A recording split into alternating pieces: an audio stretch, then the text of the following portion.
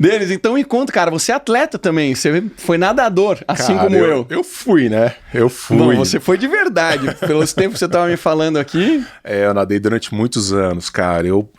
Meu pai foi nadador durante muito tempo e muito cedo colocou a gente na piscina.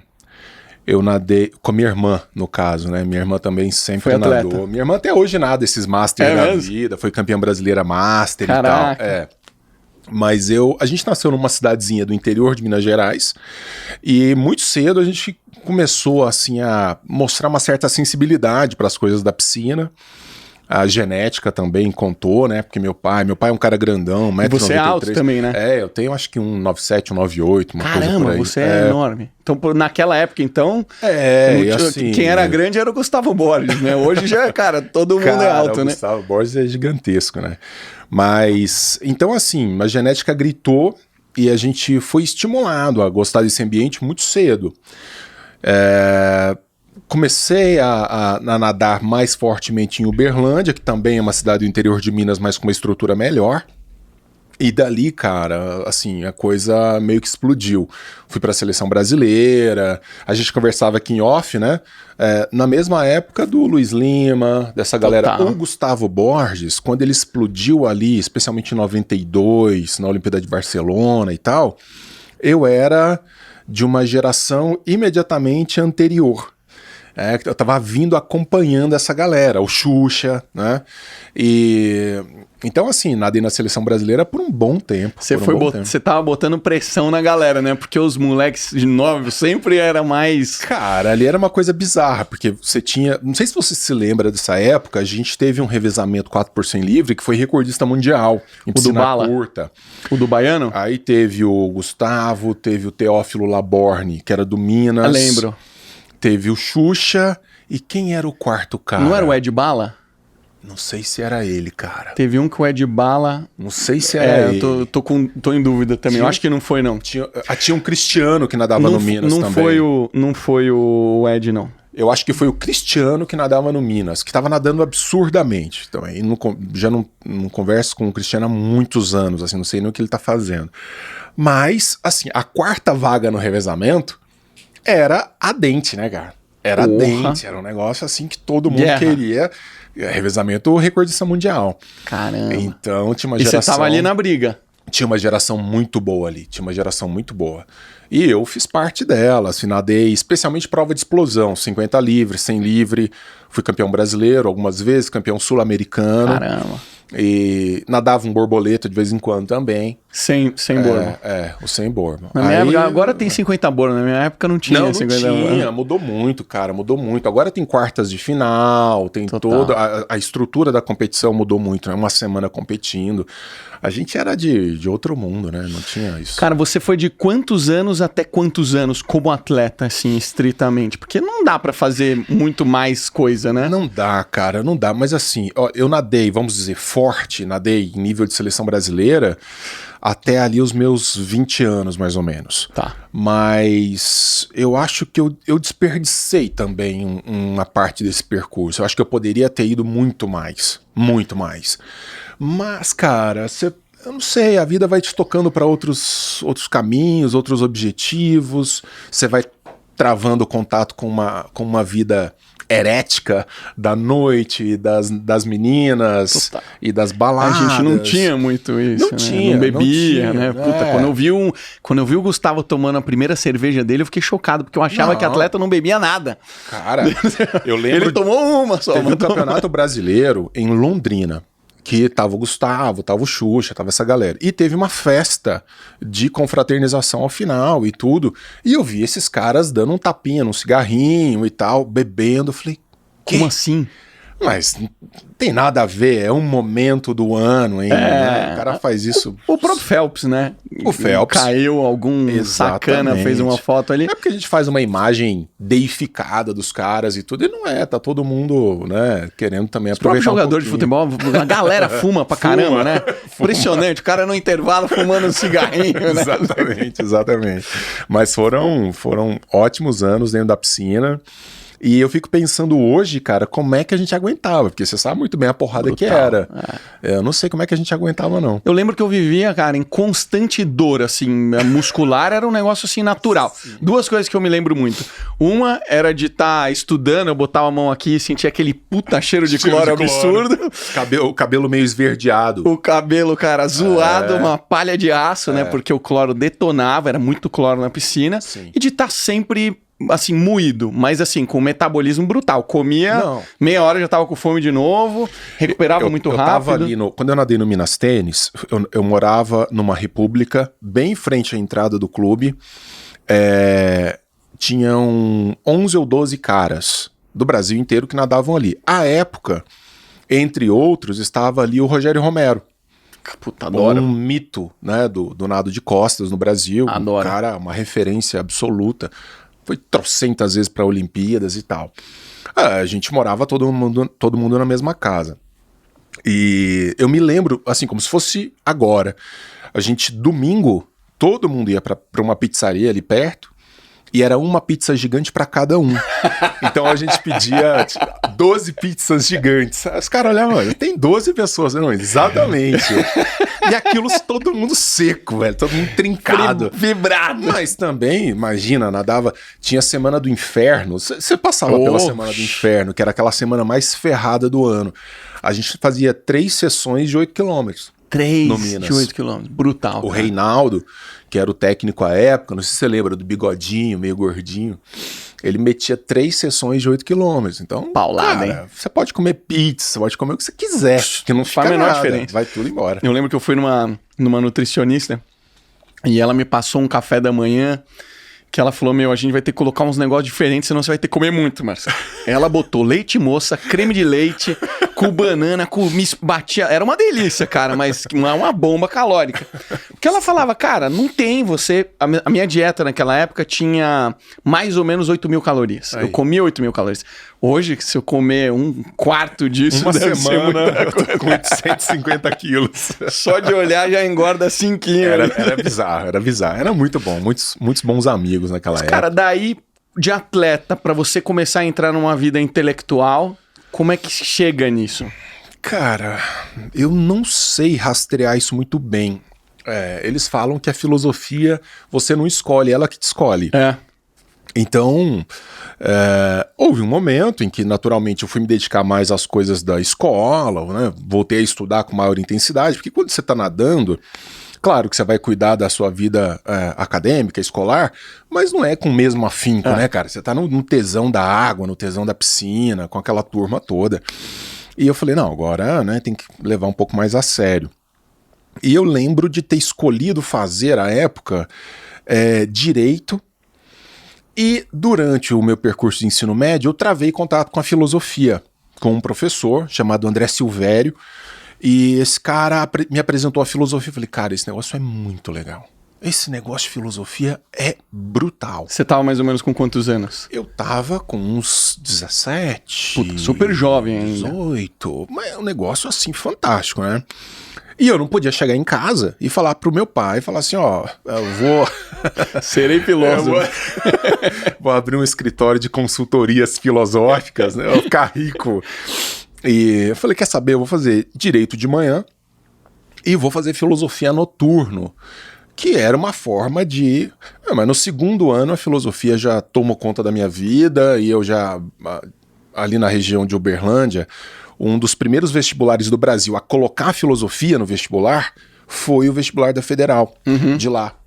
Então havia uma demanda por professores de filosofia nas escolas de Uberlândia e região.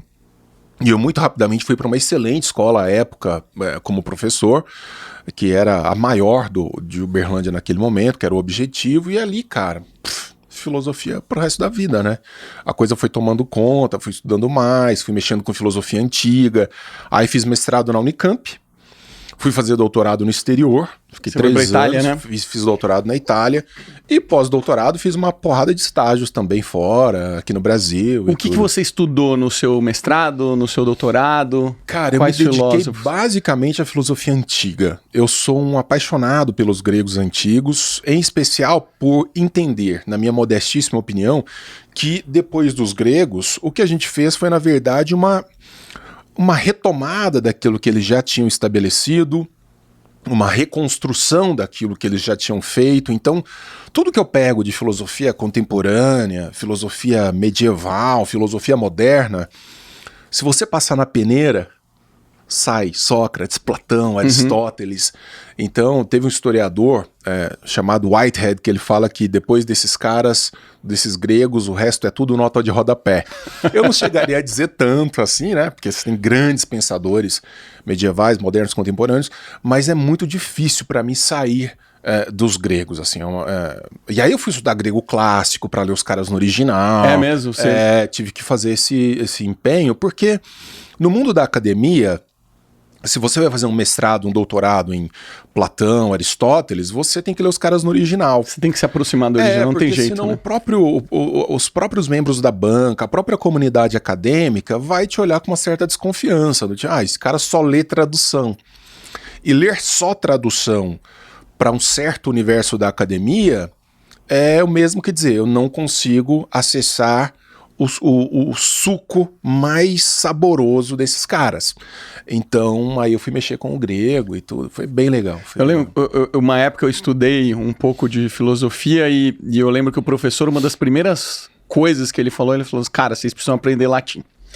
E aí comprei uma gramática que explicava um pouco e fazia conexões com as origens das palavras e tal. Sim. E no fundo eu acho que ele estava querendo também que a gente se aproximasse da fonte da informação, né? Cara, porque muda tudo. Assim, eu tenho uma comunidade de estudos de história da filosofia, chama-se Sociedade da Lanterna. Aliás, um beijão pro pessoal da Sociedade da Lanterna. Nós somos hoje aproximadamente 400 pessoas que se encontram virtualmente a cada 15 dias para falar de filosofia, para estudar filosofia e tal. E vira uma comunidade de amigos.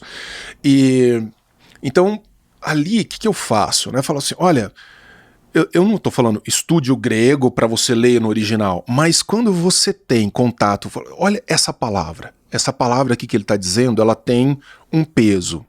Poderia ser outra palavra, mas quando ele diz essa, ela quer dizer isso.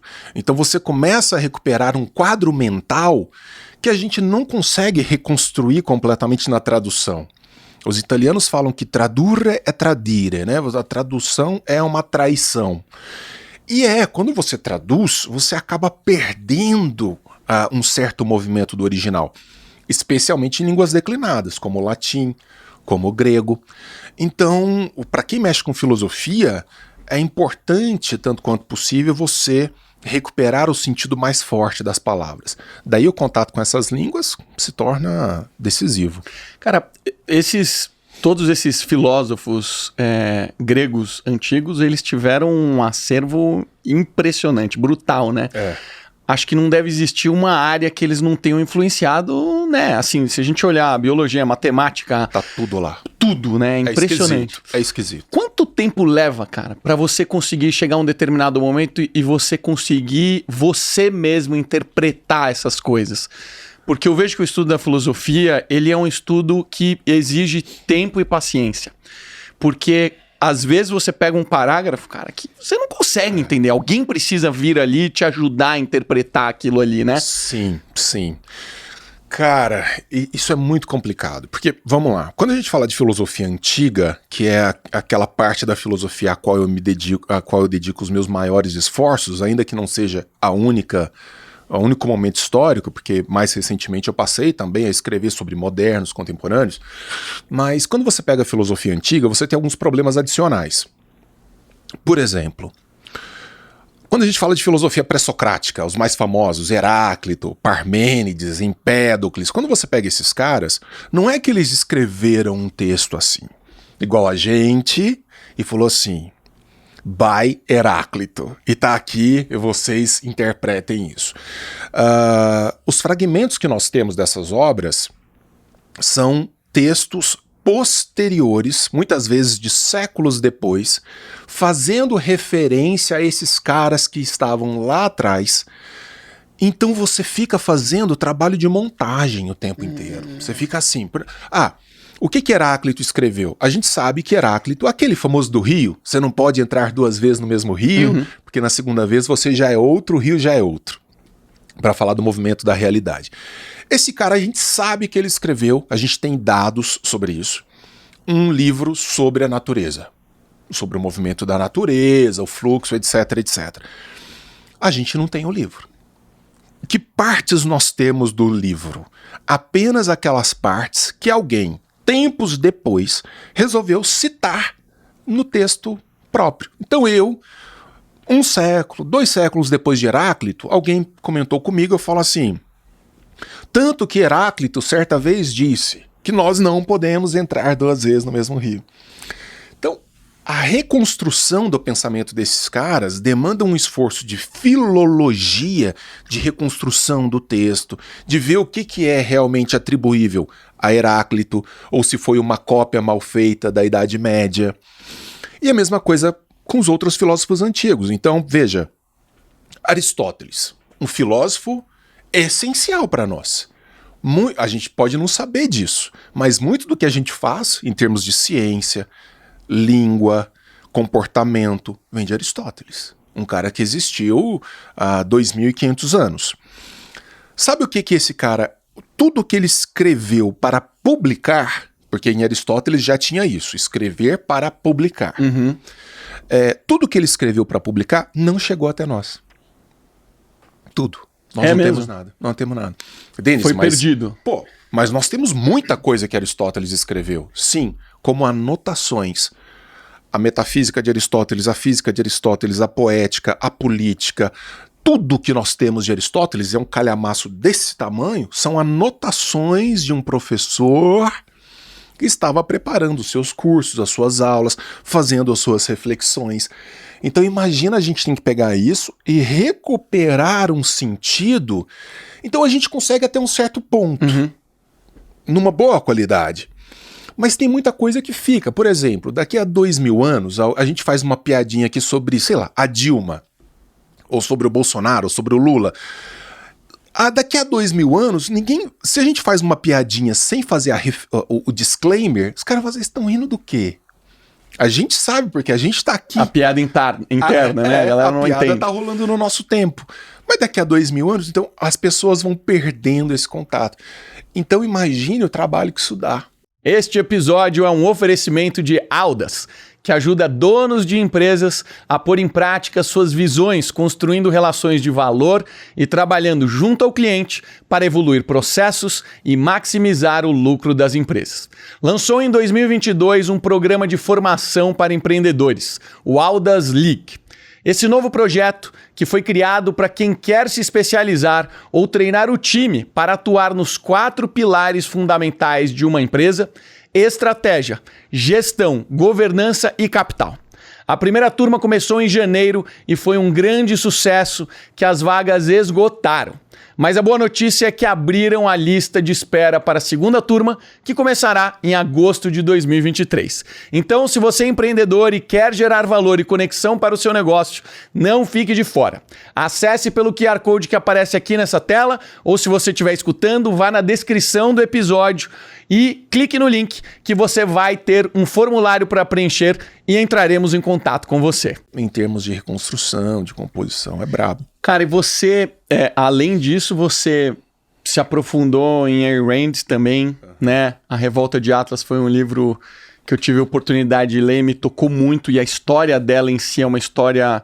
ela viveu aquilo ali, né? É um negócio que ela viveu na pele, isso daqui. Qual que você acha que foi a devida importância do acervo intelectual que ela deixou para a sociedade de hoje? Foi interessante que eu comecei a lidar com... A gente está falando de filosofia antiga, de tudo que eu me dediquei, mestrado, doutorado, pós-doutorado, e de repente eu me tornei um cara muito mais conhecido pela filosofia de Ayn Rand do que por esses filósofos antigos. Mas por que Rand é tão importante, na minha modesta opinião? Rand construiu uma filosofia chamada objetivismo, que recupera uma dimensão, pelo menos, dupla da nossa existência. Em primeiro lugar, olhar para o mundo como ele é, independentemente do modo como nós queremos celebrar a nossa visão de mundo, especialmente no pós-modernismo, os fatos começam a ser interpretados como coisas incômodas que devem ser afastados para não prejudicar o modo como eu interpreto o mundo. Então, se os fatos entram em contradição, em choque com o modo como eu interpreto o mundo, eu afasto os fatos e fico com a celebração da minha visão de mundo.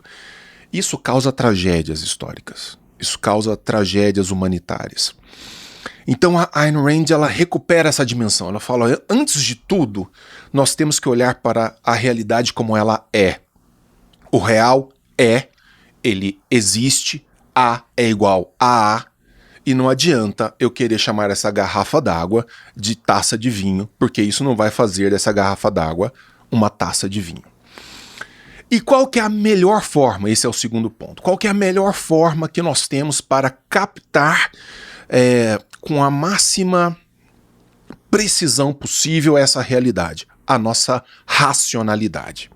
Racionalidade, que é uma faculdade da qual todos nós dispomos, mas que não necessariamente colocamos em movimento nesse processo de compreensão da realidade. Ou seja, para Ayn Rand a razão não é um automático. O fato de nós sermos seres racionais não faz com que adotemos posicionamentos e análises racionais sempre que isso se torna necessário. Então esse binômio realidade e racionalidade constrói o cerne do objetivismo. E a partir daí há toda uma derivação que vai para a ética, né, que vai para toda uma construção de visão de mundo, que, cara, corta tolices como a faca quente corta a manteiga, sabe? Então, assim, especialmente num país como o nosso, que é tomado por aquilo que é o grande mal para ela, que é o coletivismo, que é a ideia de que o indivíduo está a serviço de outros indivíduos, de grupos, de Estado, de governos. Então, num país muito coletivizado como o nosso, você recupera uma dimensão do indivíduo como centro de importância. E eu digo, eu sou contra obrigar qualquer coisa em escola, mas se Ayn Rand fosse uma leitura obrigatória, por exemplo, lá no começo do ensino médio, nós teríamos outro país. Total. Isso eu sei. Mas não é que eu seja a favor disso. Só estou dizendo que nós teríamos outro país. Ah, mas não custa nada, né, cara? Eu acho que existe... Eu acho que, pô, a tendência, ela sempre existe, né? E o que a gente já viu de tendência nas cartilhas escolares. Pelo amor de Deus. Pô, o que mais... Essa semana explodiu a discussão sobre ideologia de gênero, né? E aquela moça me chocou, porque o depoimento que ela dá na televisão com o filho devia estar com 8 anos, e ela fala assim, o meu filho, eu percebi que ele já era transgênero com 2 anos de idade. Cara, isso pra mim me dá um choque assim dentro.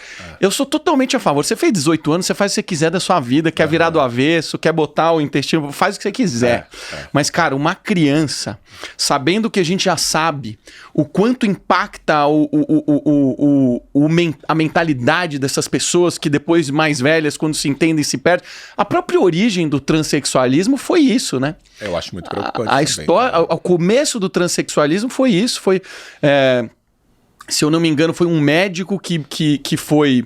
Eram 2 meninos, se eu não me engano, gêmeos. Ele foi talhado o pênis dele. E o pai falou, o médico falou, já que foi, já vamos criar ele como uma menina, né? E essa pessoa, a vida inteira, não se identificava no corpo de menina. Não se entendia. Porque era homem, né? E aí, obviamente, que até a idade adulta, ela foi criada como uma mulher, sendo que na essência sempre tinha sido um homem biológico. Chega na idade adulta, ela decide voltar a ser homem. Fala, eu sou homem então mesmo, vou tentar voltar ao que eu era. E alcoólatra, viciado em drogas sim. e suicídio. E termina a vida. Então, acho que esse foi um dos primeiros casos que eu li a respeito do transexualismo. E me choca muito, né? Sim. Me choca muito você escutar que 2 anos já estamos falando de hormônio para criança, né? Eu não sou um conhecedor das dimensões técnicas dessas coisas, né? Então eu não vou arriscar dar uma orelhada, mas assusta, né? Porque nós que já tivemos 2, 3, 4 anos, 6 anos, a gente sabe muito bem que o cérebro não está amadurecido o suficiente, nem na adolescência. Outro dia eu estava vendo uma entrevista muito interessante do Drauzio Varela, que ele falava exatamente sobre o fato de os jovens serem tão ousados em geral, né, serem mais, vamos dizer, impetuosos nas suas posições. Isso deriva também de uma questão de construção molecular mesmo, de conformação biológica do cérebro.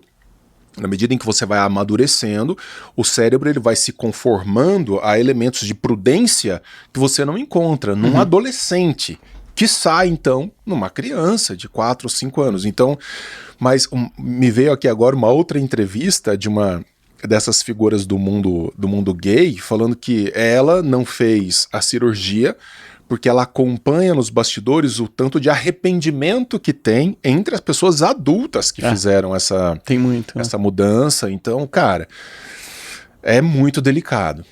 Aqui eu recebi aqui a Heloísa Capelas, que aplica o curso de autoconhecimento chamado Processo Hoffman. O curso tem 50 anos, um curso incrível, uma imersão de 7 dias, um negócio super sério. E eu lembro que eu fui fazer o curso, eu perguntei assim, eu falei, meu amigo, me conta aqui, quem que tem problemas usualmente, assim? E ela citou 2 cenários que é muito recorrente.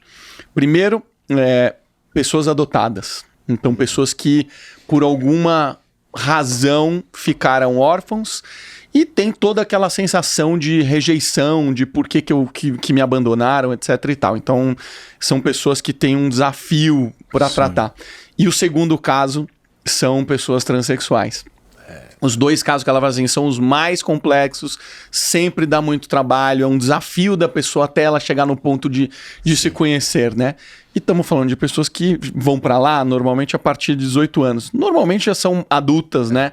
Já tem por volta de seus 30, 40 anos de idade, já viveram um pouquinho mais, rodaram um pouquinho mais. Então não é um tema simples, né? Para tratar com essa simplicidade, né? Eu sou muito, assim, eu tenho muita empatia por essas pessoas. Eu imagino o sofrimento que não é também, né? O sofrimento emocional de uma pessoa que, sinceramente, que honestamente não se vê no corpo que tem. Então eu acho que deve ser uma crise que não é absolutamente simples de lidar, mas muitas vezes, talvez nessa pressa de querer dar uma resposta, muitas vezes movida por uma dimensão do politicamente correto, a gente está muito impelido, né, nessa coisa do politicamente correto, às vezes pode ser uma resposta para além da medida, né, para além do tempo. Então, como eu não sou um conservador, mas os conservadores gostam muito do termo prudência, né? Então acho que um pouco de prudência nessa hora não faria mal nenhum também, né? Você tem uma tatuagem muito interessante, Don't Tread on Me. Daqui a pouco estão me chamando de supremacista branco, você sabe, né? Por causa dessa tatuagem. Me conta das suas tatuagens, o que você tem ali? Eu tô todo tatuado. Cara, bom, eu tenho uma And Nothing Else Matters, que é uma tatuagem junto com a minha esposa, com quem eu tô há praticamente 10 anos. Demais, a gente tem uma também, eu e ela. Então, eu quando encontrei a Bárbara, a gente tava nessa situação do tipo, e o resto nada mais importa, que se foda, vamos tocar nossa vida, e lá se vão 10 anos. Que demais. Essa daqui é uma bandeira de Gadsden, né, a bandeira norte-americana, muito importante como símbolo do indivíduo contra a opressão do Estado, especialmente na guerra de independência dos Estados Unidos, e se tornou um símbolo mundial da liberdade. Então, Don't Tread on Me, né, não pise em mim, com a cascavel. Esse símbolo aparece pela primeira vez, salvo engano, desenhado num jornal por Washington. É mesmo? E dividido em pedaços representando as colônias. Só depois ele aparece unido, né? Que legal. Então aquela coisa, assim, que é o meu posicionamento. Eu, como um defensor radical da liberdade que eu sou. Faz o seu, me deixa quieto, eu só quero que você não me atrapalhe, só quero que você não me incomode. isso está muito dentro da filosofia da Ayn Rand, né, do objetivismo, que não é que você não deva fazer o bem às pessoas. Você não deve colocar isso como uma obrigação e como uma espécie de ato de devoção moral, se isso não faz sentido para você antes de qualquer coisa. A mentalidade coletivista, ela nos colocou de joelhos, cara, diante da obrigação de pensarmos antes nos outros e depois em nós. Essa é uma inversão que machuca a própria natureza da existência. Então, claro, nós somos seres gregários, nós somos seres comunitários. Isso significa dizer que muitas vezes fazer bem para o outro faz completo sentido para mim. Só que isso não é uma obrigação. Isso não deve ser tomado como um aceno de virtude ou uma coisa desejável. Porque no fim você justifica a ideia de que você não é o seu próprio proprietário, você não é dono das suas próprias decisões e fica o modo como todo mundo está te olhando para você repercutir as suas ações que colocam sempre o outro em primeiro lugar. Isso é uma violência terrível, né? Total. Você é um libertário, super influenciado pela filosofia da Rand, e você falou que você não é conservador, e normalmente essas duas coisas andam super próximas. Me explica um pouco qual que é a sua visão de você não ser conservador, porque eu também tenho coisas que eu também falo, eu não sou tão conservador assim. Cara, você sabe que eu tenho muita dificuldade em me enquadrar, assim, ou como libertário. Eu não sou etiquetas, né? Objetivista, sei lá, liberal, conservador. Outro dia eu vi uma entrevista do Cláudio Manuel, do Cacete Planeta, que fazia o Seu Creyson, né? Aquele cara é muito inteligente. E ele falou alguma coisa sobre ser abolicionista. Eu falei, cara, eu vou comprar esse termo pra mim. É isso que eu sou. Eu sou um abolicionista. Eu não gosto de servo. Eu não gosto de gente controlada. Eu não gosto de gente submissa. Eu gosto de um indivíduo autônomo que toma suas decisões, que paga o preço pelas decisões ruins e que colhe os frutos pelas decisões boas. Então, a ideia de ser liberal, o quanto de Estado você acha que tem que ter? Nenhuma tradição liberal vai te dizer exatamente a métrica. Não. 2 quilos de Estado, depois libertário, que tem uma posição mais radical de ausência de Estado. Gosto muito, mas ao mesmo tempo dá para se perceber o quão distante nós estamos disso e o quanto há de conteúdo idealizado nessa perspectiva em alguns momentos. O que no conservadorismo eu aprecio muito a ideia de prudência, a ideia de que a prudência é um elemento essencial no nosso dia a dia, na condução das coisas, de mudanças, que são mudanças bem calibradas e não mudanças... Eu não sou um revolucionário, eu costumo dizer, parafraseando alguém, que as revoluções comem os revolucionários no café da manhã. A história das revoluções são os revolucionários sendo guilhotinados na manhã seguinte pós-revolução. Então eu não gosto de atos revolucionários, prefiro uma mudança, ainda que difícil, um pouco mais controlada, né? Mais calcada no curso. O que eu não gosto do conservadorismo é que ele acaba, ainda que para ser conservador você não precise ser religioso, ele acaba, de um lado, flertando muito fortemente com elementos da religião, e eu sou um homem agnóstico, eu não coloco a religião como um elemento importante da minha vida. E por outro lado, para mim, a liberdade é ainda mais importante do que a prudência. Legal. Quer dizer, numa balança de importância, o que vai diferenciar um conservador de um defensor, de um liberal? Para um liberal, a liberdade antecede e fundamenta tudo, e pode-se chegar por meio da liberdade a uma visão prudencial da vida. Para o conservador, a prudência condiciona tudo, inclusive, se for o caso, a relativização pontual da liberdade. Esse ponto me incomoda. Eu prefiro, quando nós temos problemas com a liberdade, a melhor solução para esses problemas é em 100% das vezes, mais liberdade. Até porque também tem o lance da religião ser muito atrasada em muitos momentos de temas que talvez você concorde com a liberdade, né? Sim. Da pessoa ter sua liberdade. Sim. E a religião às vezes aprisiona dentro de um conceito talvez... A religião que vai sempre muito respeitada, desde que os preceitos religiosos não se coloquem como valores a serem forçosamente compartilhados numa sociedade. Então eu não tenho nenhum problema em você ser um devoto de Satã, de Jesus Cristo, do que for, do que você quiser, daquilo que fizer sentido para você. Eu sou um homem das evidências racionais. Eu uso muito pouco no meu vocabulário do dia a dia acreditar, eu acho que, eu tenho a impressão que... Porque o que me interessa é saber. O que me interessa é conhecimento. Então aquilo que extravasa isso...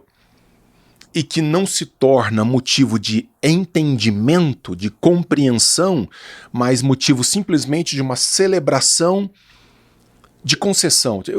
Porque o ato de fé é isso, né? Eu concedo. Mesmo que eu não esteja vendo, entendendo, compreendendo muito bem o que está se passando, eu concedo isso. Isso me incomoda profundamente. Eu não gosto de concessões ancoradas na fé.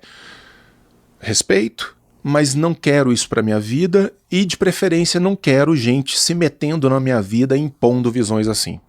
E isso tem uma relação ainda com a sua formação de cabeça de atleta, né? Porque, especialmente no esporte individual, que é a natação, se você não assume a responsabilidade sobre todas as suas ações, sobre o que você come, sobre o horário que você dorme, se você descansa, se você bebe, se você fuma... você não vai ter resultado, você não performa, né? Então tem uma relação muito íntima, né? Cara, você sabe que eu já refleti sobre isso. Eu acho que muito desse meu modo de ver o mundo, ancorado nessa filosofia da liberdade, na emancipação do indivíduo, na luta para tirar o sujeito de uma condição servil. Eu tava vindo pra cá de Uber, velho, o cara falando, cara, o que tá acontecendo com o Brasil? Nós somos um povo servil, nós somos um povo nas mãos, mas literalmente de uma classe política, de gente ignorante, de espertalhões. Então eu já fiz umas reflexões sobre o fato de a vida de atleta, e você foi atleta da natação, sabe?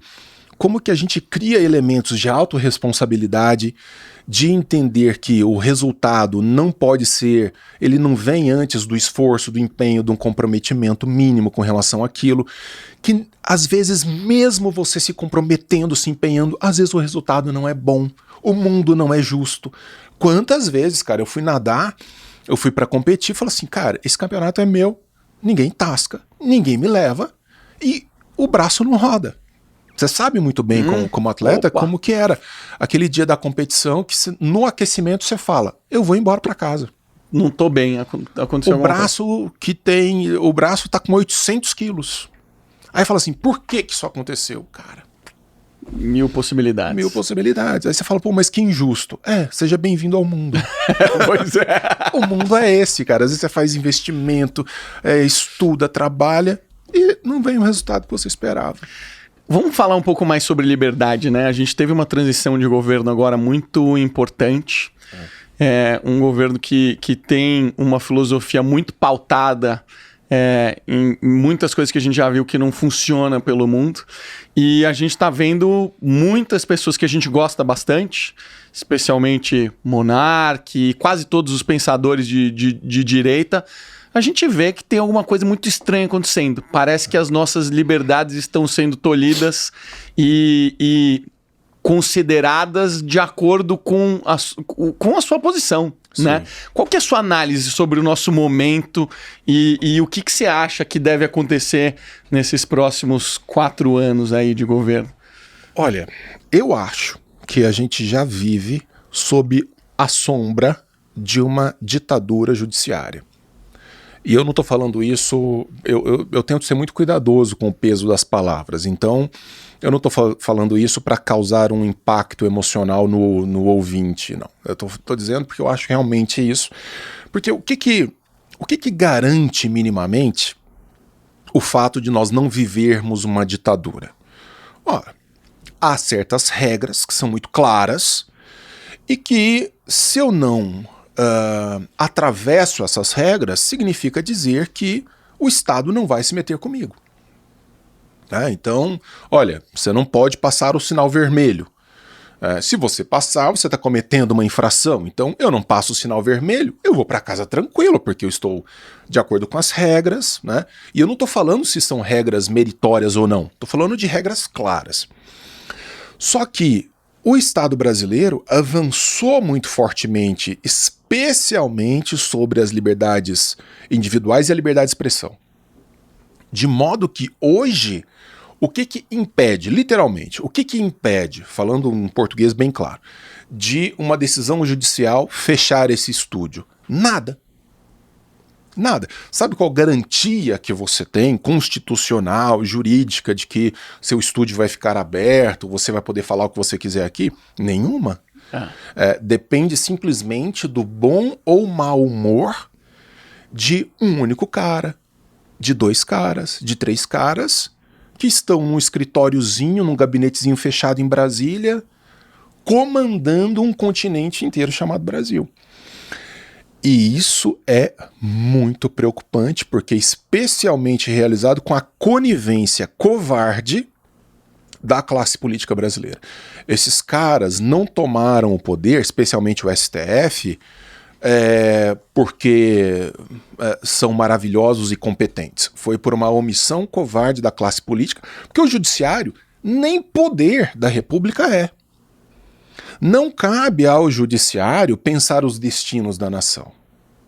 O judiciário é um órgão técnico de aplicação de leis que foram pensadas pelo legislativo. Não político. Não político. Agnóstico. Exatamente. Fala assim, como é que é? Então esse cara aqui fez isso, lei, tá, a punição tal. Não tem punição, absolvido, é isso. O cara não tem que militar com a caneta na mão no judiciário. O nosso judiciário, especialmente o STF, chamou para si, e isso são palavras deles próprios, a tarefa de filtrar a sociedade. Olha o quão grave isso é. Nós somos o filtro da sociedade. São o poder moderador. Então, e quem controla esses caras? Ninguém. A gente estava falando do Monark. O Monark, você pode questionar todas as falas dele.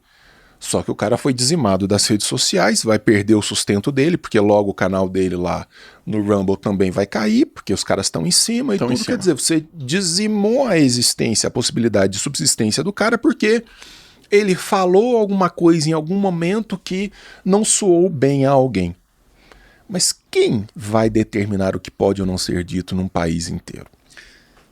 É sempre muito perigoso e estamos cada vez mais avançando à sombra dessa gente. E o que é pior, com o aplauso e a condescendência, especialmente das mídias oficiais, dos grandes canais de TV, dos grandes jornais. Nossa, grande democrata, lutando pela democracia. Isso é a democracia? Pois é. Se isso for a democracia. E aí alguém vai dizer assim, mas você é a favor do cara dizer coisas absurdas nas redes sociais? Ou... Claro, sou a favor sim. Sou a favor sim, porque, como diz bem o John Stuart Mill, que escreveu um livrinho, uma pérola, chamada Sobre a Liberdade. E lá ele fala de liberdade de expressão. Fala assim, olha, quando uma pessoa fala um absurdo ou uma mentira, você tem que deixar essa pessoa falar, porque a melhor forma de combater essa visão mentirosa dessa pessoa é exatamente na evisceração dessa posição e você vai e ataca aquilo. Senão, isso é falso, isso é mentiroso, então você tem que trabalhar no fluxo e no contrafluxo. Quando você, por outro lado, diz assim, o que essa pessoa está falando é falso, é mentiroso, alguém diz...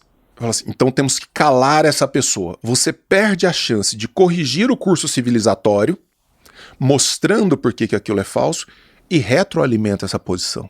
Porque ela não vai embora.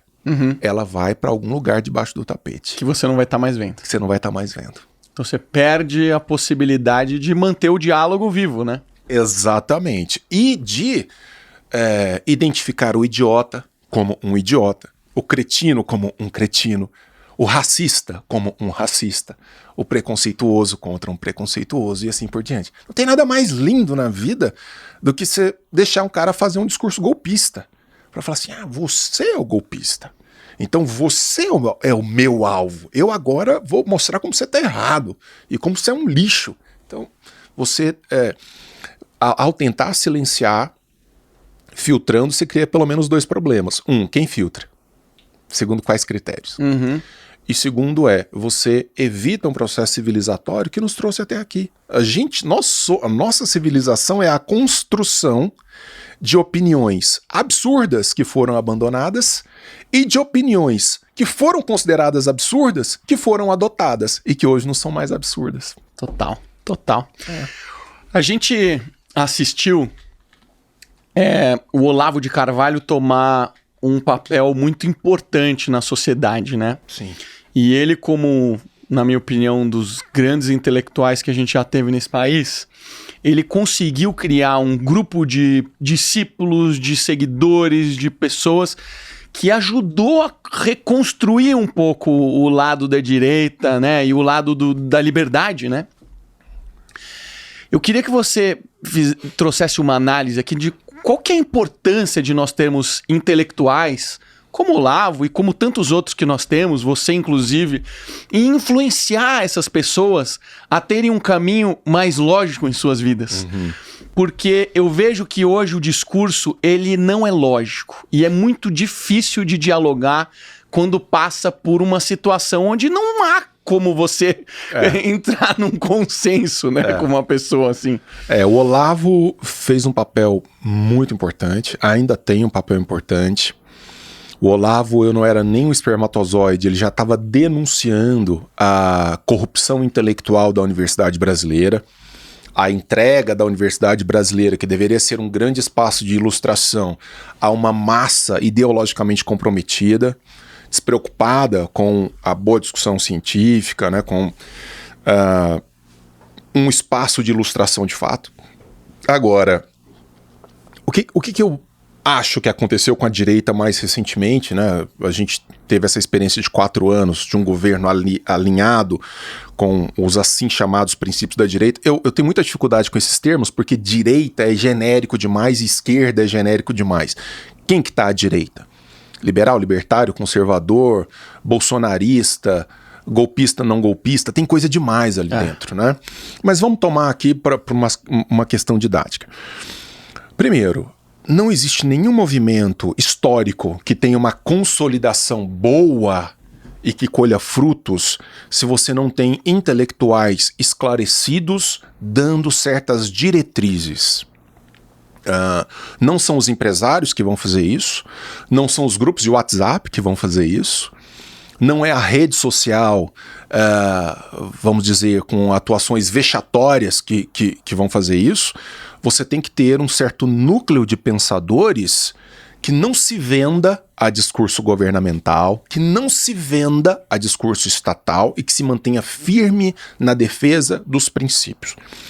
Nós perdemos, nesses últimos meses, né, 2 anos, 3 anos, nós perdemos ótimos pensadores da direita que se entregaram a um discurso estritamente governamental acrítico, o que não é bom. Eu votei no Bolsonaro, eu fiz campanha pro Bolsonaro, o primeiro Bolsonaro, fiz campanha assim, desesperadamente. Não, cara, é isso daí e tal, não tinha o que fazer, aquilo ali é a nossa saída e tal. Só que no dia 1 eu já tava assim, opa, Bolsonaro, isso daí não. Bolsonaro, isso aqui rompe com os princípios que você inclusive defendeu durante a campanha e tal. Então, não pode fazer isso porque senão o PT volta. Moçada, se a gente não fizer isso, o cara vai enfiar os pés pelas mãos e a gente vai se ferrar inteiro. Então eu acho que uma boa parte, eu diria que a maioria, tá? Do movimento liberal, libertário, conservador, se vendeu a preço de banana a um discurso governamental acrítico e a gente está pagando um preço muito caro por isso. Então, nós precisamos recuperar os fundamentos, os princípios e entendermos, antes de qualquer coisa, que o Estado é um problema, que o governo é um problema e que político presta quando ele trabalha para reduzir o seu poder de intervenção sobre os indivíduos, sobre a sociedade. É só isso que nós precisamos de um político. Um político que entenda que ele é uma figura incômoda e que ele tem que trabalhar para diminuir o seu poder e não para usar o poder para fazer o bem. Porque isso daí os nazistas fizeram, os comunistas fizeram, os fascistas fizeram. Ninguém toma o poder e comete crimes achando que vai fazer o mal. Não, é sempre o bem. A gente vai enfiar os caras num forno porque a gente quer o bem da humanidade. Então eu não quero ninguém fazendo o bem em meu nome. Eu quero construir a minha vida. Então eu acho que nós vamos ter que repensar intelectualmente essa direita para que, sim, Olavo, importantíssimo. Vamos ler Olavo. Vamos ler os grandes conservadores. Vamos ler Rand, vamos ler Hayek, tudo. Nós temos que estudar, porque a direita brasileira é burra. Esse é o ponto que eu queria chegar. Porque eu sinto que a direita, ela não tem uma capacidade de organização tão boa quanto a esquerda tem. E obviamente que, assim, foi uma perda para mim enorme, assim, do Olavo, né? Porque ele parece que ele saiu um tweet dele de 10 anos. Parece que ele estava prevendo tudo que ia acontecer. Sim. E nenhuma novidade. Ele assistiu essa história tantas vezes que o caminho é sempre o mesmo, né? Esses dias eu estava escutando o maior hedge fund do mundo, daqui a pouco eu lembro o nome dele, e ele tava contando, assim, ele falando, cara, eu só consegui chegar onde eu cheguei porque eu entendi os movimentos, e os movimentos têm total relação com política. Ele fala, cara, quando a gente vive o que a gente tá vivendo agora, que é um extremo brigando com outro extremo, é um espaço enorme para você ter guerra, é um espaço enorme para você ter alguma revolução e algo acontecer, e etc e tal. O Olavo falava muito de Antônio Gramsci, né? Sim. E ele dizia que uma das linhas de pensamento dele era a dominação pela cultura. Sim. E na cultura ele dizia que a educação era um pilar, a mídia era outro pilar e as artes, né? Então, e é tudo que a gente assiste. O Olavo fez um estudo da quantidade de trabalhos publicados com vieses de esquerda e vieses de direita, é ridículo, assim, em, sei lá, décadas, acho que você teve 1 ou 2 trabalhos publicados de um lado e o resto todo de esquerda, né? E aí, você não acha que boa parte desse trabalho que a gente tem não parte pelas mídias feitas para não intelectuais? Porque já que somos um povo, como o próprio Olavo dizia, analfabeto funcional, como é que a gente acessa essas pessoas que não têm esse acervo intelectual para entender o que a gente já entendeu? Cara, olha, a filosofia surge nos estertores do 7º século a.C., passagem para o 6º século a.C. Por que a filosofia já nasce tão robusta na necessidade de argumentar? Porque ela nasce em terreno inimigo, ela nasce no terreno do mito religioso. Como é que é esse negócio que você está dizendo aí? Você está me dizendo que o mito religioso não funciona? Me explica. Então você já tem que vir com posicionamento estratégico, com inteligência na colocação, com um modo de dizer as coisas. Por que eu falo que a direita brasileira é burra e ainda não aprendeu a lição? Porque, cara, nós não vamos ganhar o povo, nós não vamos ganhar aquele homem comum que não tem acesso a livros. 70% da população brasileira é analfabeto funcional. Então a gente não vai ganhar essa galera na base do tudo é comunista, filha da puta, e vocês são uns idiotas. E não sei. A gente não vai ganhar essa galera assim. É preciso ter uma certa estratégia, um certo modo de comunicar que evidencie elementos da razão são superiores a elementos da emoção. As pautas coletivistas são muito emocionais. E explicar para uma pessoa inculta o quanto responder a demandas emocionais é prejudicial para ela, em vez de responder a demandas racionais, é algo que muitas vezes eu não vou conseguir com um livro que cita grego e não sei o que. Eu vou ter que chegar e vou ter que usar uma linguagem mais acessível. A direita brasileira parou de estudar para militar em Twitter, para militar em rede social. Parou de estudar. Então o negócio agora é só aqueles debates bobos, cara, de horas, discutindo quem é mais idiota, quando no fundo todos são.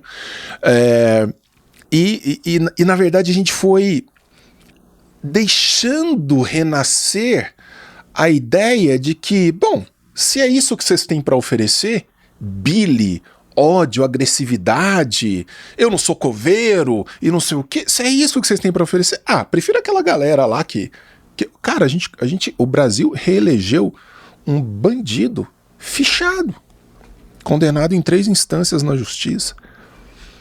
Como é que você explica isso? E descondenado por uma manobra. Manobra jurídica, mas assim, da mais cabeluda do mundo. Então, se a gente não tomar posicionamentos talvez menos belicosos e mais inteligentes para chegar no homem do centro, naquele cara que ele não quer saber de revolução, ele não quer saber se é comunista, ele não quer saber se é olavista, se é hiperdireita, se é randiano, ele fala assim, cara, eu quero resultado, eu quero meu churrasco no fim de semana, quero pagar a parcela do meu carro, etc.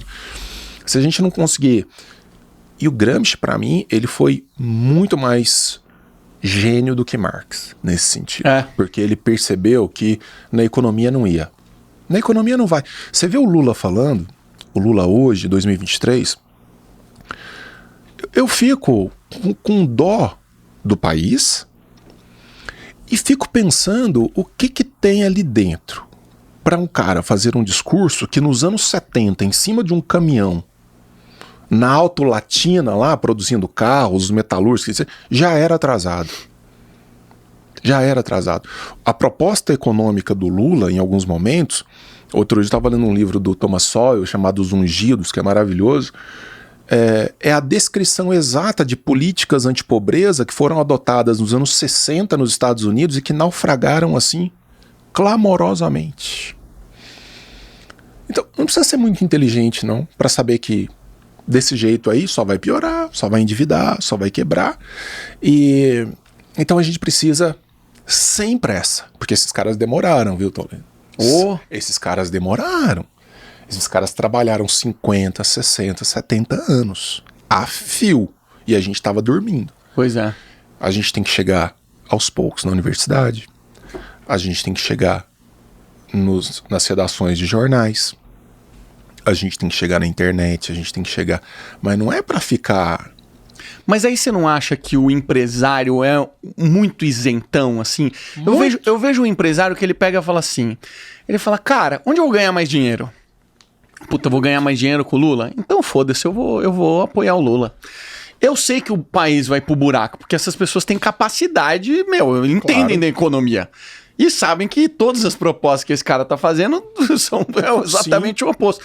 Mas ele meio tá cagando com isso, né? Porque sabe que o Brasil, cara, pra mudar, é o que você falou, vão ser décadas e décadas pra gente conseguir mudar a base de pensamento da geração, né? Tem uma entrevista muito legal do Milton Friedman, que foi um grande economista da escola de Chicago, que acho que ele tava na Casa Branca, falando para empresários, a nata do empresariado norte-americano. Ele falou assim, a culpa é de vocês aí, ó. Né? Sabe por quê? E isso nos Estados Unidos, um dos países, então, naquela época, ainda mais livre. Hoje os Estados Unidos já entra numa pauta coletivista pesada, mas...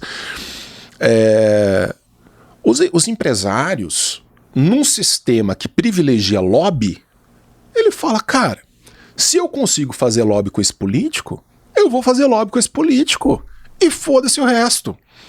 Porque quando ele consegue um favor estatal para reduzir, por exemplo, os tributos no produto que ele negocia, num país cujos gastos só aumentam, não tem redução de tributo. Essa redução que a sua empresa vai colher, vai para outro pagar. Então o que a gente está fazendo aqui é o seguinte, Toledo, nós dois estamos sofrendo 4 horas de tortura por dia. Aí o torturador chega na gente e fala assim, ó, Denis, a partir de agora você vai ser torturado só 2 horas. Fala, cara, que alívio, 2 horas menos 2 horas. Mas eu tenho que torturar 8. Você vai tomar 6 no lombo. Eu ganho mais 2. Claro, a não ser que alguém dissesse assim, não, nós vamos fazer uma redução linear, que a gente quer realmente diminuir as horas de tortura. Não tem isso. Igual aconteceu com combustível agora. Vamos subsidiar o combustível. Subsidiaram, cara, em mais de 60 bilhões os combustíveis no Brasil. Agora vai cair de novo. O combustível vai, disparar. Por quê? Porque é fake. Já vimos essa história? Já vi 1000 vezes acontecendo com energia elétrica na Dilma e tal. Então, se a gente não aprender com as lições, cara, não sei o que vai ser. Eu acho que a gente ainda vive uma geração que acredita muito no atalho.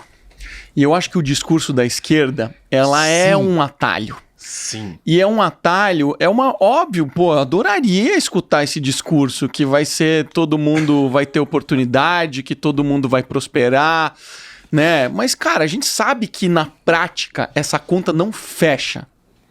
Não fecha. Então as pessoas preferem acreditar nisso. E o que mais me assusta, Denis, é que os jovens que tiveram oportunidade de estudar estão saindo inteiramente com a cabeça assim. Mas o processo educacional, e não é só brasileiro, tá? Mas o processo educacional, especialmente brasileiro, é construtor fecundo de mentalidade coletivista.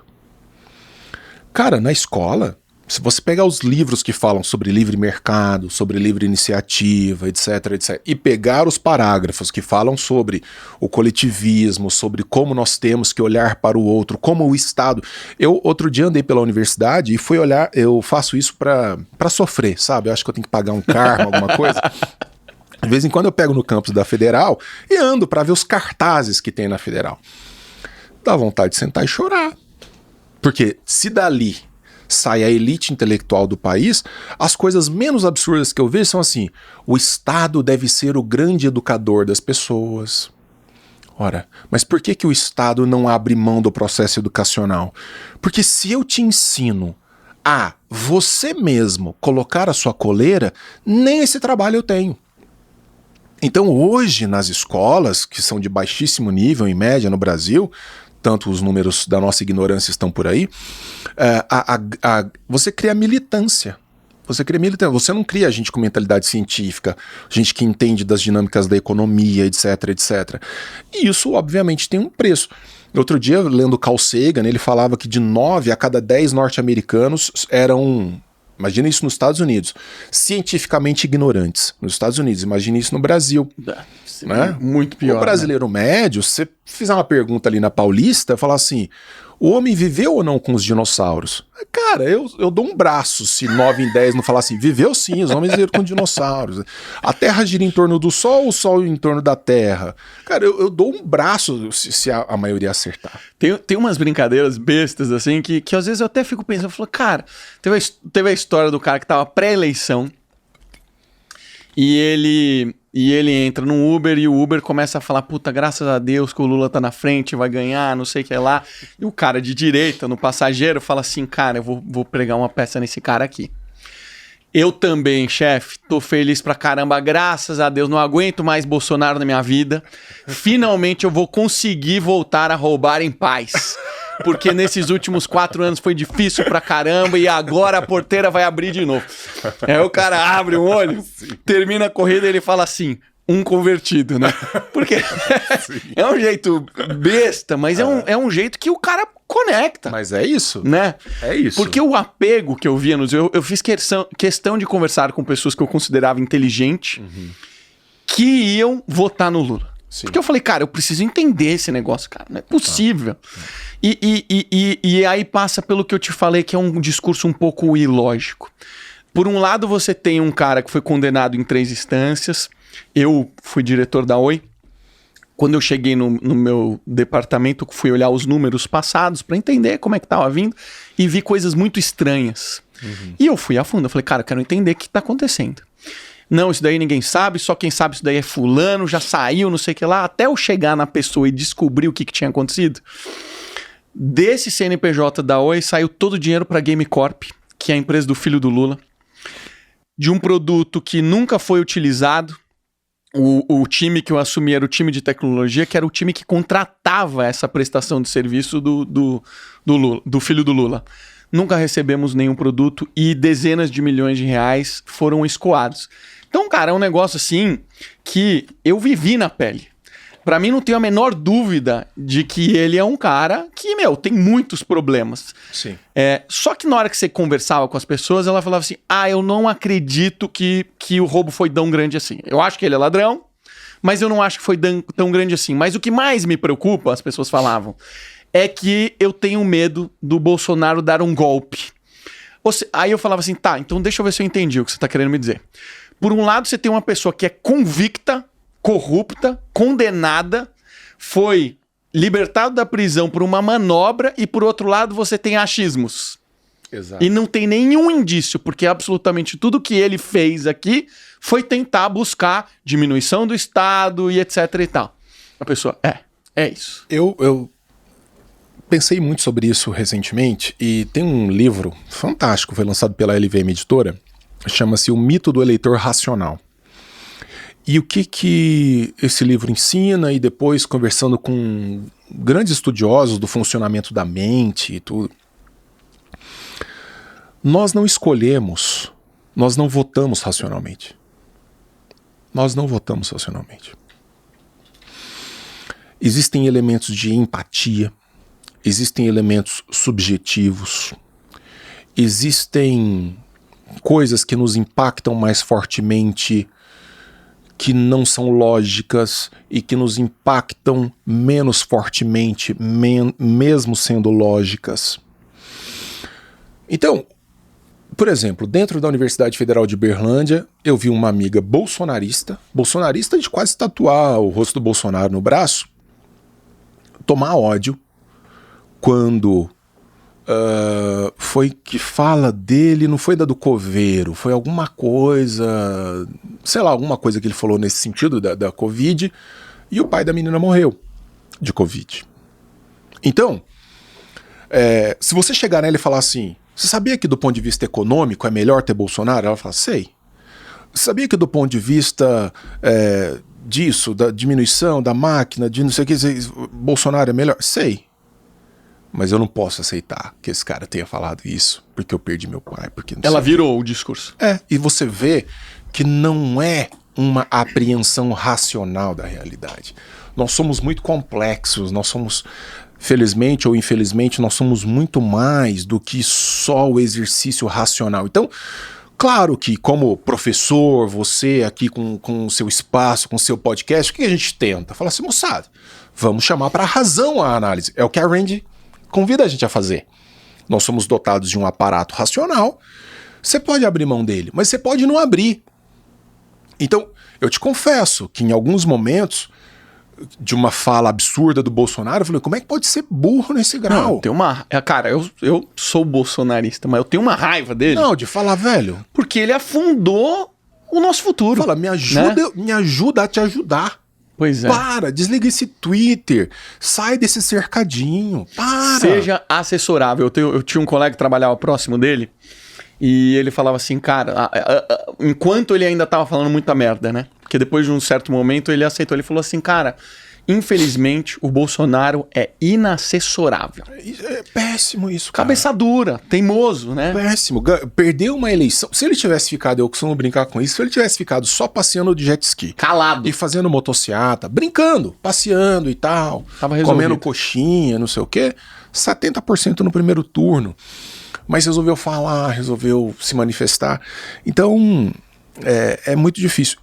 Eu tava outro dia conversando com um amigo que ele é um dos maiores especialistas do mundo em ventilação mecânica.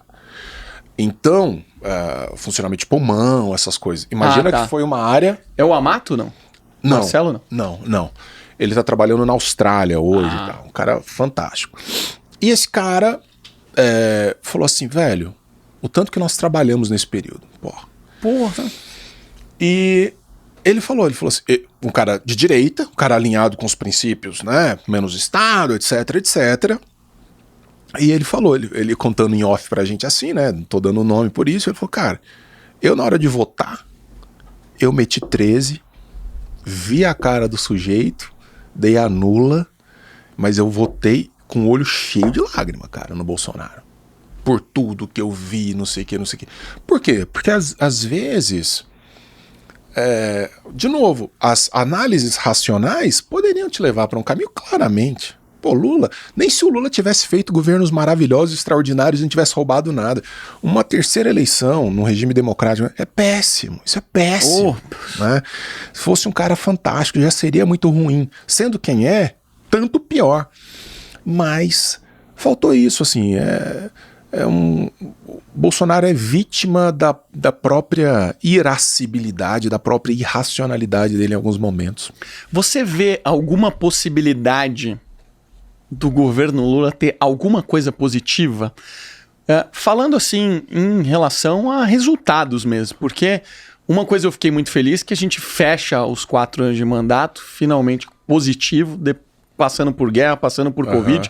Então acho que isso é algo muito positivo. Tiveram muitos resultados legais, muitas coisas foram impedidas de serem feitas, eles gostariam de ter feito muito mais, mas eles são outros 500. Sim. Mas eu fico fazendo uma análise sobre esses próximos 4 anos de governo e eu vejo, obviamente, que o Lula tá metendo os pés pelas mãos. Como diz um amigo, tá fazendo um governo laxativo. Tá metendo laxante, tá deixando o negócio. Cara, não é possível que tem, né? Que isso daí vai sair alguma coisa boa, nada. Né? Não sai. Pode ser num primeiro momento, né? Porque é aquele negócio, você pega um cartão sem limite e entra num grande shopping e sai fazendo compra, né? A primeira sensação é de falar, cara, como é bom, né? A gente mobiliou a casa, compramos toalhas maravilhosas, felpudas, né? Vamos pedir uma comida cara no restaurante, etc. Mas a fatura chega, né? Então quando o Lula do primeiro governo perdeu uma chance de crescimento mundial da economia, de fazer reformas estruturais. Então, mas o que ele fez, na verdade? O governo populista coletivista vamos aumentar o número de universidades no Brasil. Vamos sair construindo universidade. Cara, construiu universidade, contratou professor, técnico, a rodo. Não tem um estudo de impacto de, assim, quais cursos você precisa, onde precisa de mais universidade, com quais cursos, nada. Na minha faculdade, na minha universidade, abriam-se cursos assim. Eu acho que a gente tem que ter mais vaga na filosofia. Vamos abrir um curso de manhã na filosofia? Mas filosofia? Tem demanda para isso? A gente custa ter demanda noturna? Não, mas estão dando a chance pra gente. E com isso a gente vai contratar mais professor, a gente vai ter mais técnico. Não, mas peraí, você tá aumentando a máquina de uma maneira e você não tá vendo dinheiro público. Cara, isso aqui você tem que fazer conta. Qualquer empresário do setor privado, antes de oferecer algum serviço, vai ver se tem impacto, se tem saída. Não, faz aí. Eu algumas vezes andei pela universidade, tem cursos que os caras não têm demanda. É demanda assim, tipo, quase zero. Tem corpo docente, tem sala, tem professor contratado, administrativo contratado. Eu falo assim, mas não tem demanda para esse curso. O que a gente vai fazer? Por que vai fazer? Não é à toa que assim, eu não sei se é generalizado, mas eu lembro de ter visto um estudo de que o aluno da USP, ele chega a ser 3 vezes mais caro do que na iniciativa privada, né? O aluno de federal, por mês, custa em média 2 paus, 2,5 pau. Cada aluno. Cabeça, mês. Brutal. Aí fala, gratuito. Então, assim, Lula perdeu a grande chance de fazer realmente reformas estruturais. O que ele fez foi gastar muito dinheiro com algo que daria o grande projeto de 20, 30, 50 anos de poder para o PT. Só não vamos esquecer que o Haddad quase leva, hein? O Haddad não é que ele foi o cara preso com o pau mandado do Haddad conduzindo o negócio e deu pau, não foi? Não. Por isso que eu falava, gente, vocês estão achando que esse negócio do Bolsonaro vai chegar, não vai ser assim, não. E os caras, nossa, você tá louco, a gente não perde nunca. Eu falei, gente, vocês não viram os Estados Unidos, né? Então por isso que a galera tem que se apegar a narrativas e tal, mas estava muito desenhado. E como que a gente vai poder influenciar isso positivamente ao longo desses 4 anos na sua mentalidade, né? Porque tudo agora é golpista, discurso golpista, ameaça à democracia e generalizado, né? Puta, eu faço parte de um grupo de liberais aqui que tem vários jornalistas de direita. Quase todos eles já foram calados. E não tem o que fazer. E não só calado, tá, Denis? Calado, fecham sua conta corrente, você tá proibido de viver. Você tá, na vala. Te vira. Sim. Como é que a gente consegue fazer algo que seja de fato efetivo, né? Como é que a gente pode se unir, quem tem vontade? Eu sinto falta de fazer o que a esquerda fez, né? Não precisa ter militância, mas eu acho que precisa ter estratégia, né? Sim. Ó, primeiro, a gente deixou avançar demais. Outro dia, conversando com a minha esposa, eu falava, a gente tá naquela situação, tem uma série que de vez em quando a gente vê de madrugada na TV, que é aqueles super obesos lá. Sei, da galera que vai emagrecer. Dr. Now, não sei o quê. Que o cara chega lá com 350 quilos e aí... Quer perder tudo em um mês. Você tem que dar real pro cara, né? Fala assim, olha, você se esforçou muito pra chegar nesse peso aí, você não sai da cama, você tá todo fudido, e pra fazer a cirurgia bariátrica, você vai ter que fazer um puta esforço em sentido contrário. E vai ser muito duro. Então, assim, vai ser muito duro. Eu fico o tempo inteiro... As minhas redes sociais, eu sou muito ativo, especialmente no Instagram. Eu não tenho esperança de manter minha conta, assim, falar, você vai ficar ali... Porque eu já andei falando coisas em podcast, etc., sobre o STF, tudo, que eu sei que é uma questão de pingar lá. E o cara fala assim, cancela a conta desse fulano aí. Essa é a nossa realidade. Nós construímos isso, a gente aceitou isso, nós não tivemos boa estratégia nos últimos poucos anos para lutar contra isso, e é muito difícil, porque os caras têm um canhão na mão. Outro dia eu estava acompanhando o Daniel Silveira, aquele deputado, que para mim falou muita besteira, mas que nunca poderia ter a sua palavra cassada. Total. Como foi? O cara foi preso, cara. Um deputado federal que tem prerrogativa de foro foi preso, ficou 8 meses preso. Pois é. Aí numa última decisão, numa ordem do Alexandre de Moraes para prender, esse cara correu para a Câmara Federal, e aí eu estava trabalhando em Brasília. Para não ser preso, né? Para não ser preso, território da Câmara e tal. Aí o Alexandre de Moraes falou assim, beleza, fica aí. Multa diária, não lembro se era 100 mil reais. Multa diária de 100 mil reais. Os caras têm muito... Não tem como lutar, né? Não tem. Então, o poder assim, é infinito de um lado, né? E a gente uma pulguinha. Só que, se a gente tiver inteligência, usando esses espaços aqui, quando a gente montar os nossos grupos de WhatsApp, buscar ser inteligente, buscar ser razoável, fazer protestos pacíficos. Cara, a gente impeachmentou uma presidente indo pra rua sem que um cachorro fosse chutado na rua. Verdade. Então dá pra fazer com inteligência, dá pra ir pra rua de modo pacífico. Quando aconteceu o 8 de janeiro, eu fiz um vídeo no meu Instagram falando, cara, vocês deram o presente que faltava. Não, isso foi uma Porque loucura. o Alexandre de Moraes amanhã, Era tudo ele que eles vai queriam. acordar, ele só não vai mandar prender a mãe. O Lula pousando de herói nacional. Opa. Herói da democracia brasileira. Foi ridículo. Foi foda, cara. Não dá pra entender, eu ainda custo acreditar, porque a gente fez uma reunião pacífica durante muito tempo e de repente tudo vira. Mas uma coisa que eu achei muito positiva nesses últimos tempos foi o Glenn, jornalista de esquerda, começar a se posicionar e começar a brigar de frente. Ele comprou a briga, porque esse cara compra brigas grandes, né? Sim, sim. E eu acho que mais cedo ou mais tarde, eu acho que isso vai acontecer, tá? Agora foi o Glenn, mas eu acho que mesmo algumas redes de TV, que eventualmente não são tão cooptadas, jornais vão... O Estadão andou fazendo editoriais pesados. Eu vi. Tá começando a acontecer. O Estadão andou fazendo editoriais pesados, falando, opa, avançou demais, esse negócio tá ficando perigoso. Se a gente tiver inteligência, cada um atuando na sua área, estrategicamente, para uma direita crítica, razoável, de bom termo, sem os excessos... Porque você sabe que na ciência política tem a teoria da ferradura, né? os extremos se encontram lá nas pontas. Então, a extrema esquerda, ela não se diferencia muito da extrema direita. Eles têm o mesmo modus operandi, eles gritam igual, eles se vitimizam igual, eles culpam as mesmas coisas, eles apenas têm cores diferentes, mas eles se tocam nos extremos. Então, quando a gente se afastar um pouco disso e tiver senso crítico, aqui você tem, aí o outro escreve uma coluna no jornal, o outro tem uma página no Instagram, o outro tem no YouTube. Usar a inteligência.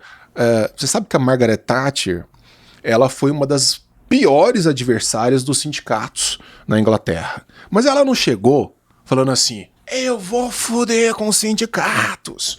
Esses sindicalistas são tudo um bando de cretinos. Encontrava o sindicalista? Boa tarde, como é que vai o senhor? Tudo bem? E ali por trás, ó.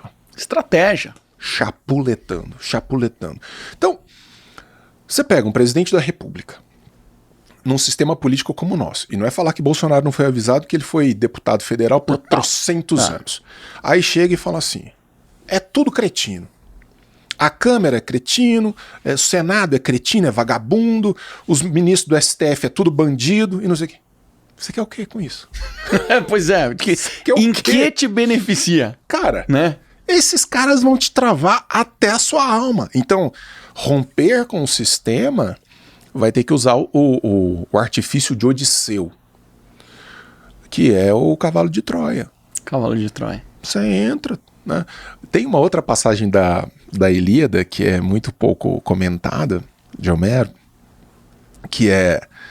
Ele foi preso por um gigante, né? Ele e o grupo dele foram presos por um gigante e esse gigante queria matá-los. O gigante ficou cego num determinado momento, então ele passava a mão nas ovelhas para separar as ovelhas e deixar o grupo para matar. Então aquele que ele reconhecia como homem, ele matava.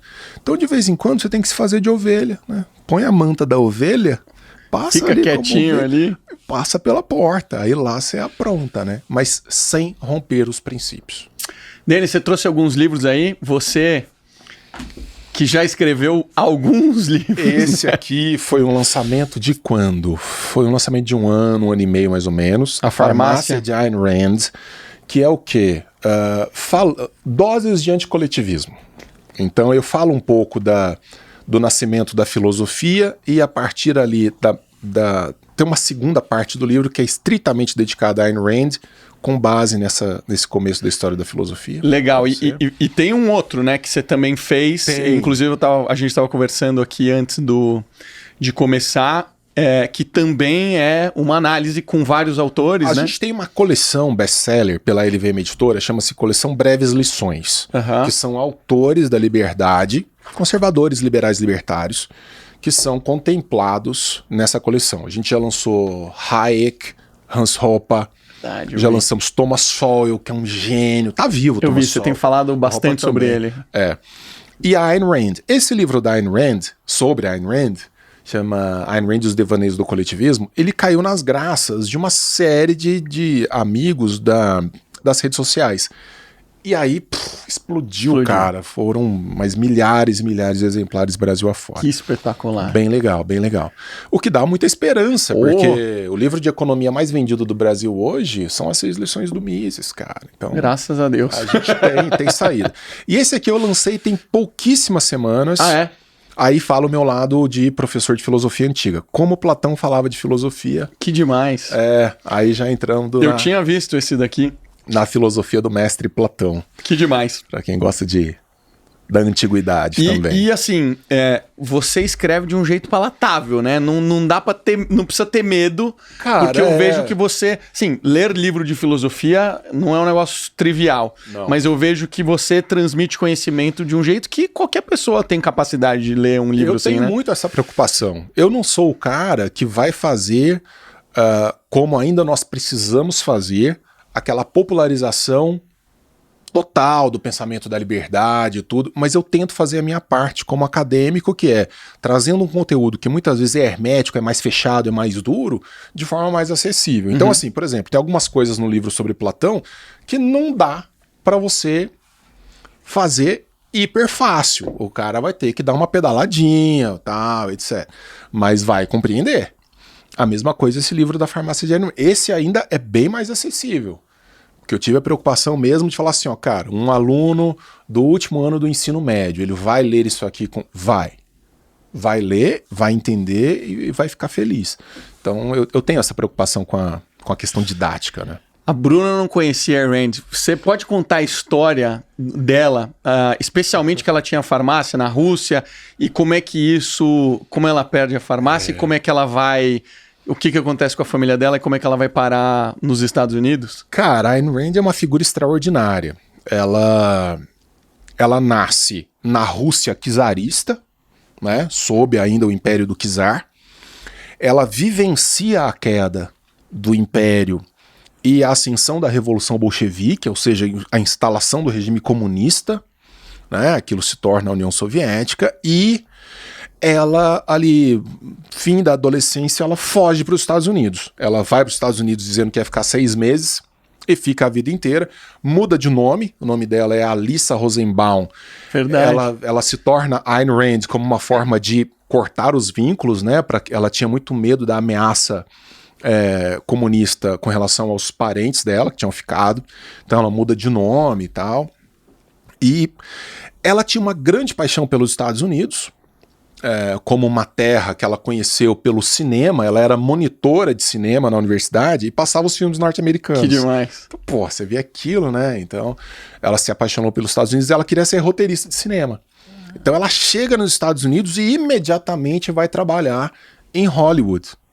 Ali como ela tenta fazer algum flerte com os roteiros, ela trabalhou inclusive em setor de figurino, essas coisas, mas depois as obras que ela escreveu começam a ganhar um certo peso, a ponto de ela se tornar uma best-seller mundial com A Revolta de Atlas, que é o segundo livro mais influente da história dos Estados Unidos, segundo pesquisa da Biblioteca Nacional do Senado dos Estados Unidos.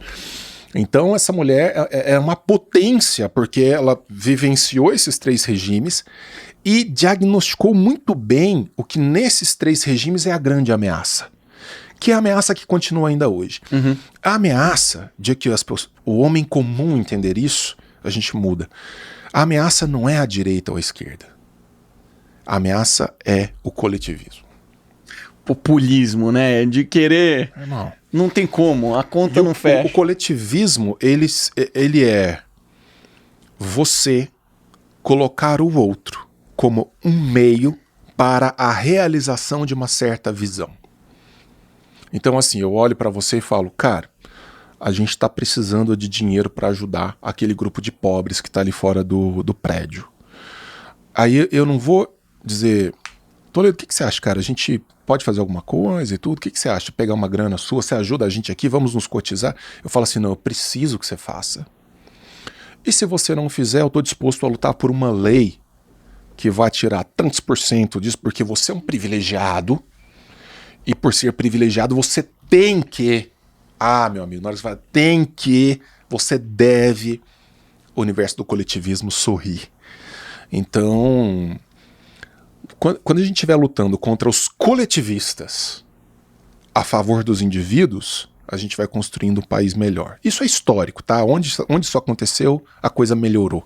Não é porque os países mais livres não são melhores, não é porque a gente imagina isso. São melhores.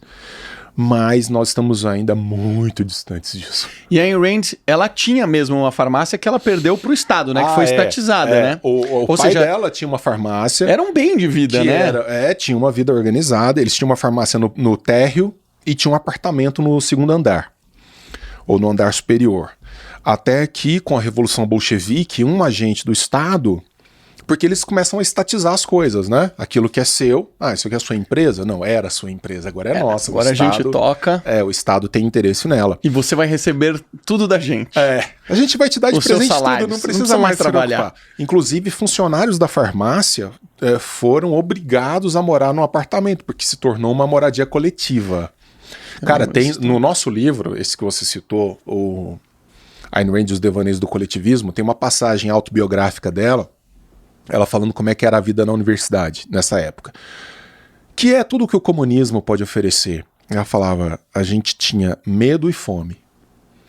Medo porque todo mundo se torna um potencial inimigo. Então eu tô falando aqui com você, mas eu não sei se você é um agente do Estado que tá Você é da vigiando. KGB. Exatamente, eu não sei. E a outra coisa a gente tá com fome, cara. A gente tá com fome, não tem o que comer.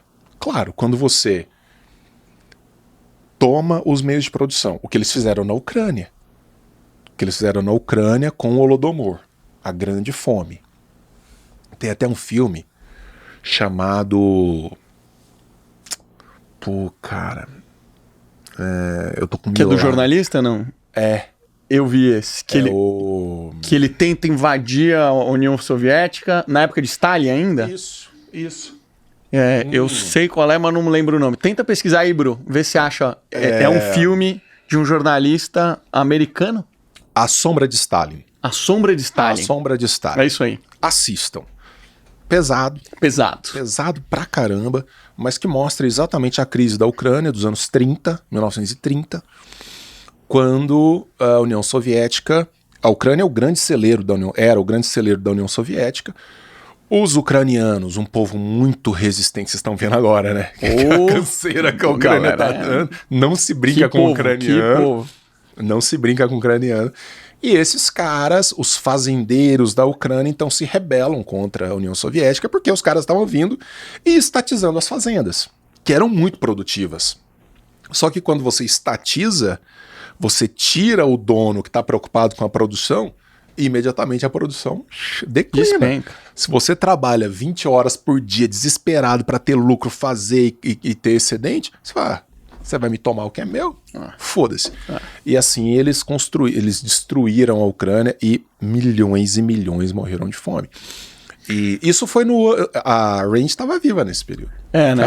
Tava ali. É chocante, assim, esse filme é chocante porque quando ele chega e ele começa a ver os corpos no chão, em cima das carroças, lotados de pessoas que morriam de inanição mesmo, né? Outro dia eu tava conversando com uma querida amiga, a Cecília Flash, que é jornalista, e ela falava que ela, por sua vez, tem uma amiga, acho que russa, falou assim, vocês no Brasil nunca souberam exatamente o que é fome, o que é pobreza, frio.